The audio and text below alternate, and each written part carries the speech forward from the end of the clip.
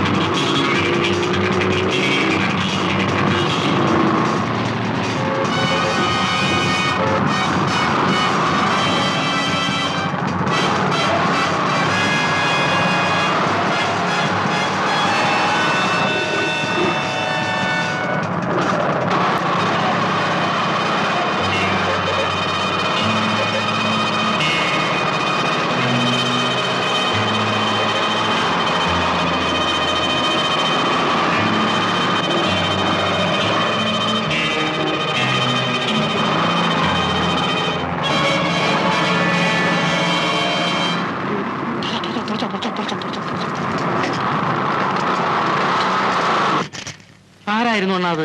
ആ റാസ്കൽസ് തന്നെ. അവരായിരുന്നു എന്നെ ജയിലിൽ അയച്ചത്. അന്ന് ആ സ്ത്രീയെ കൊല ചെയ്യുന്നത് കണ്ടുകൊണ്ട് ഞാൻ ചെന്നപ്പോൾ ഓടി രക്ഷപ്പെട്ടത് ഇവരായിരുന്നു. ഏതോ ഒരു കുറിപ്പിന് വേണ്ടിയാണത്രേ അവരിതൊക്കെ ചെയ്യുന്നത്. അപ്പൊ അവന്മാർ അണ്ണനെ തിരക്കി നടക്കായിരിക്കും. ആ അവന്മാർ എന്തെങ്കിലും എന്റെ കൈ വന്ന് വീഴും. അപ്പോ നമുക്കൊരു വിദ്യ ചെയ്യാം. നമ്മുടെ ഷെഡിന്റെ മുമ്പില് അണ്ണന്റെ ഒരു ഫോട്ടോ വലുതാക്കി ഫ്ലെയിം ചെയ്ത് വെച്ചാൽ എന്താ? എങ്ങനെയുണ്ട് ഐഡിയ? എന്നാ വേറെ ഐഡിയ എനിക്ക് കേൾക്കണ്ട. നീ ഒന്ന് പൊക്കി പൊക്കി പൊക്കി അവസാനം ഞാനൊരു ജാക്കി ആകുമോ ദൈവമേ? അതൊരു പാവം പെണ്ണ. ബന്ധുക്കളായിട്ട് ആരുമില്ല. ഞാനാ അവളോട് അവിടെ താമസിച്ചോളാൻ പറഞ്ഞത്. ചേച്ചി ഒരു ശുദ്ധഗതിക്കാരി ആയതുകൊണ്ട് അവൻ പറയുന്നത് വിശ്വസിച്ചു. അവനെ തിരക്കി വന്നവളാണ്. അയ്യോ അതൊക്കെ ആൾക്കാർ വെറുതെ പറഞ്ഞുണ്ടാക്കുന്നതാ. അവന്റെ അച്ഛന്റെ സ്വഭാവം എന്തായിരുന്നു അറിയാമല്ലോ. പക്ഷെ അന്നൊന്നും ആരും വീട് തേടി വന്നിട്ടില്ല. ഇപ്പൊ അതുകൊണ്ടായി. ഞാൻ പറഞ്ഞാലൊന്നും അവൻ കേൾക്കത്തില്ല. നിർബന്ധമാണെങ്കിൽ നീ തന്നെ ഒന്ന് പറഞ്ഞു നോക്ക്. അവൻ നന്നാവുമോ എന്ന് എനിക്കൊന്നറിയണം. ഇവിടെ ഒരുത്തി ആർക്കും കൊടുക്കാതെ നിർത്തിയിരിക്കുന്ന എന്തിനു വേണ്ടിയാണ്? ഞാൻ പറയുന്നത് അനുസരിക്കുന്നില്ലെങ്കിൽ ബാക്കി എന്ത് വേണമെന്ന് എനിക്കറിയാം. അതൊന്നും ഉണ്ടാവാതിരിക്കണമെങ്കിൽ മകനെ പിടിച്ചൊന്ന് കൊണ്ടുപോഷിക്കും.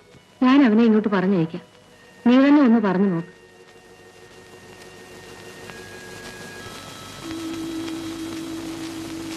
കേശവ. എന്തോ? കേശവ. എന്തോ? അവൾ ഏതാണെന്ന് നീ ഒന്ന് അന്വേഷിച്ചു വെക്കണം. ഓ അന്വേഷിച്ചേക്കാം.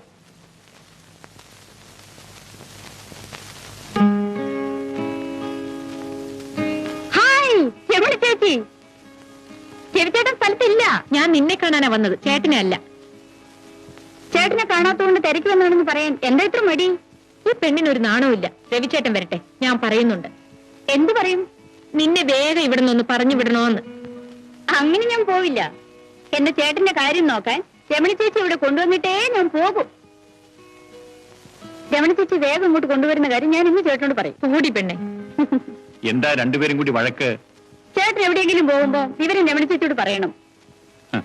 ഒരു സാമൂഹ്യ പ്രവർത്തകൻ എങ്ങനെ ആയിരിക്കുമെന്ന് രമണി ചേച്ചിക്ക് നല്ലോണം അറിയാൻ വേണ്ടി. കാണാത്തതുകൊണ്ട് ഞാൻ അന്വേഷിച്ചു. ചേട്ടാ ഈ രമണി ചേച്ചി വേഗം ഇങ്ങോട്ട് കൊണ്ടുവരണം.